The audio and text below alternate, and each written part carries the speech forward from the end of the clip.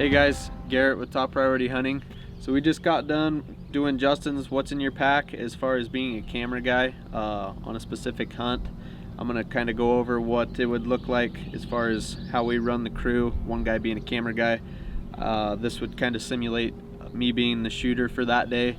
I have the rifle on the table. It doesn't really mean we're rifle hunting or anything like that. This could vary archery or rifle.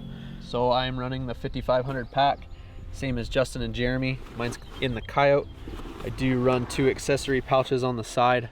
Usually have a rangefinder, tripod shoes, and then extra batteries because I also run a camera as well. These packs have been one of our best tools for the style of hunting that we do. Reason being the 5500 works so well for us is all the gear we do take in as a crew, we're able to also take a lot of meat out with us, usually in one trip with 3 guys, and with your camp being on there as well. So with the extra space, we definitely use it up with the amount of gear that we take in. So highly recommend, if you don't have an EXO, to do some research and look into them. And we definitely couldn't do what we do in the backcountry without a tool like this. So we really appreciate what the guys at EXO do for us. Getting into my sleep system, I just got a new bag actually last week. It's not here yet. This is just a Teton 20-degree bag, mummy bag. Not a huge fan of it. I kind of toss and turn a lot in my sleep. So now I ordered the Nemo Nocturne. It's a 15-degree down bag. So it'll be real similar to Justin's. I think I'll like that bag a lot more. It'll compress down a little smaller than this and be roughly 2 pounds. So I'm gonna save some weight on my sleeping bag. This is just my teepee pole. Doesn't take much to set our teepee up. I usually have all the camp gear on my pack since Justin's got more of the camera weight on his. Try to shell that load off of him. So this is just a carbon black diamond pole, single, and it adjusts to any height that we need the teepee to be at. And then this right here is the Cimarron, the Seek Outside Cimarron teepee. Sleeps 4. We've only slept 4 once. It's a little tight. 3 guys is pretty much perfect with gear to sleep comfortable in it. And it compresses down super small, as you can see. It weighs about 17 to 18 ounces. I do have my stakes in there too. So that was a huge upgrade as far as getting something that sleeps 3 guys and you only have to take 1. You don't have to all take separate sleeping systems. I do run a footprint as well. With the teepee, it is an open floor, just a shelter. I run the Thermarest pad. It is an insulated pad. It was awesome to spend some money and get a good pad. I sleep a lot better now. I was running kind of similar to what Justin was running before, and I just didn't sleep very well on it. For me, getting good sleep in the backcountry, I feel so much better the next day getting into it, and just your body feels better and you can recover faster. As far as the camera, I usually always have the secondary camera when we're on hunts. This is our new Sony from this year. This is the Sony A7 II, and then I have the 24 to 70 on it right now, and then I swap back and forth between our wide angle and this lens. So I'm usually taking a lot of pictures, and I can also film on this camera as well to kind of help Justin out when he needs it. So it's definitely a awesome secondary filming tool for us. Really got along well with this camera and have loved using it this spring. I am packing a tripod as well. I do like to glass off the tripod. I have all my extra shoes in my side pouch, or one is on my binos and one is on my spotter. I do sometimes film off this, but if Justin has the big lens, he usually films off the tripod. This is the same Vanguard that Justin showed you in his pack review, and keep it with me at all times pretty much. Do a lot of glassing off these with running the 12x50s. So with that, I'll just jump into the optics. This is kind of on our bigger end as far as spotting scopes. I run the 80 mil.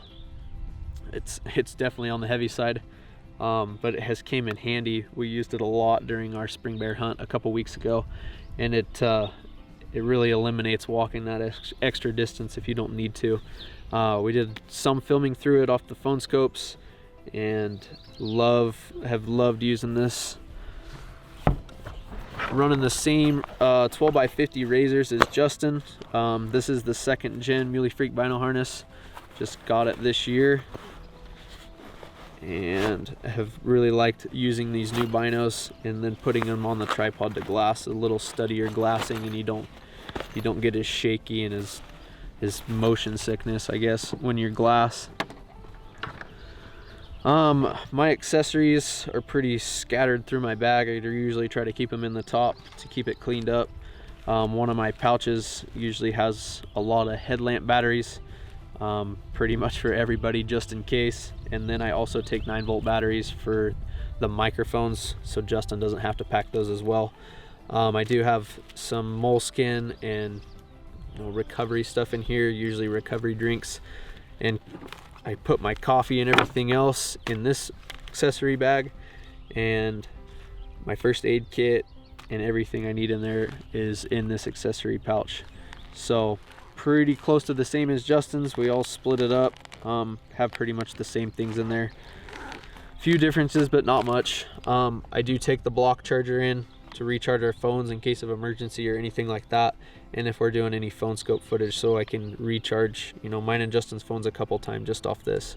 It is kind of heavy, but it's worth taking in for us.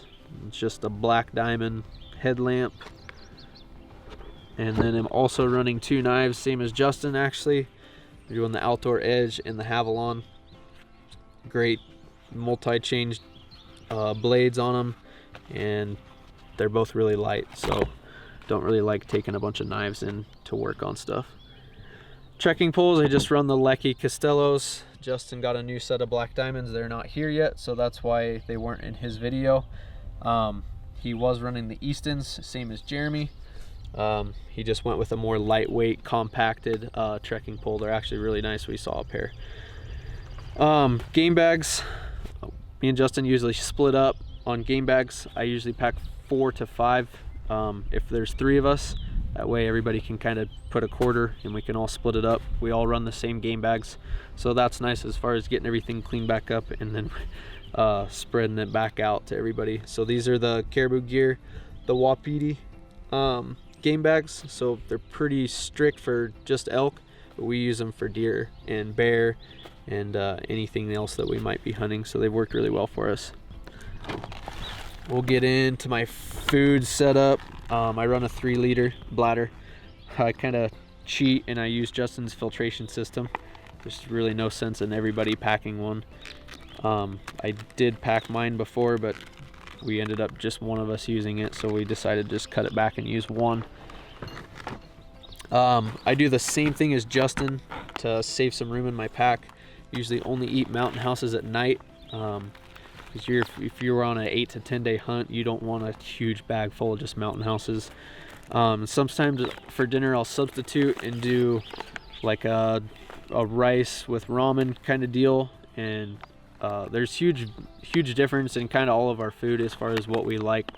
I do the same thing though on the individual day packs. For food, I have my breakfast, lunch, and snacks in through there. I do a lot of multi-grain stuff, high fat, and then a lot of protein and calories. And I do, usually for breakfast, I'll do a whey drink and then a bagel with peanut butter and then a protein bar. And then that usually gets me into lunchtime, where I do either rice or ramen or something that I've made. I usually sometimes do grilled chicken and pack it. It's a little heavy, but I like to be pretty fueled for when we're in there that long. I don't like to lose a bunch of weight, so that's what's worked for me. I do run a different cook system than Justin. He has the jet boil. I'm running the 2-pot Optimus. It's just an open burner, so I do need a lighter for this. It's lightweight, it's titanium. It's worked really well. I usually just slip my butane in there, and then the burner's in there as well, so it's pretty small and compact. Clothes system, it's not going to be much different than Justin's, other than maybe a few accessory items. My rain gear, usually always packing it if we need it. If we're looking like rain in the forecast, it's definitely making it into the bag. It's lightweight, both my pieces are in there. simple and easy to throw in the pack. My Aquilo goes at all times because you never know, in the backcountry you could get some pretty severe weather and that could be a lifesaver. It's also used, I usually sleep in it too. Just get down into my t-shirt and slip that over, since I didn't have a great sleeping bag and it kept me really warm. As far as pants, I don't have any on the table. I usually run either these solid Valhallas or I run my patterned Valhallas in the Highlander. Pretty lightweight pant. I usually run my base layer merinos, and then I'll do a base layer merino top as well. It's usually long sleeve. My Sherpa hoodie definitely makes it. I don't get as hot as Justin and Jeremy when they're hiking, so I usually wear my Sherpa, my merino, and sometimes I'll wear my puffy vest. That's what has kept me really comfortable, even in colder hunts, colder conditions. This is probably my favorite accessory that I use. This is just a scarf from Cryptic, and I usually wrap it around my neck, and it pretty much conceals everything and then keeps my inner temperature really warm, and I can regulate my body temperature pretty good with this thing. It's crazy that it sounds like that, but it's worked awesome. I always take a beanie in just in case. It's light, so I just throw it in, and then I have a pair of the gloves that also are going in the pack. Socks and underwear, usually take one pair of each. Merino based socks I like to change on about day 3. My socks usually get a little stiff and stinky after day 3, and then the same with underwear. I'm usually changing that on day 3 or so. So that is pretty much an overview of what the hunter is packing when he is the shooter that day. The rifle that's on the table is the new Elos from RMP. It's a company out of Colorado. Great group of guys down there. If you guys are interested in a gun, highly recommend talking to Dustin. That is going to be going on the rifle hunt with us. I do the same thing as Justin on the dry bag. Full insert for the 55. This thing's awesome. Like, one of their best items as far as accessories that you can get for the pack. This came in super handy last year on our mule deer hunt. It was snowing and raining. We decided to dump all of our gear on top of the ridge and go down in to get mine and Justin's bucks. So what's really nice about this, you take this out of your pack, you put all your gear to go in lightweight, take all your gear, put it in this bag, roll it, conceal it, and it's good and dry for when you get back to camp. So this thing is awesome. I've also ran it through the pack. Still everything compresses in there and packs really nice. You do have to load from the top. You can't get in from the side access to put anything in the main bag. So highly recommend it if you guys are doing any backcountry hunts and you know you're going to get into weather. I would definitely recommend getting one of these dry bags for your packs. So that is pretty much my setup as far as being the shooter. Yes, I do have camera gear, just not as much as Justin's running, to help even the load. Still doing filming and pictures, but mainly focused on hunting, being the hunter, doing a lot of glassing, stuff like that, kind of taking over so Justin doesn't have to fill in, because you just can't get the same footage if you're trying to focus on hunting too. You pretty much strictly have to be the camera guy. So this is what we found works the best for us. This may vary for other people, but it's seeming to work well for us, and we're probably going to continue doing what our layout here. So thanks for watching, guys.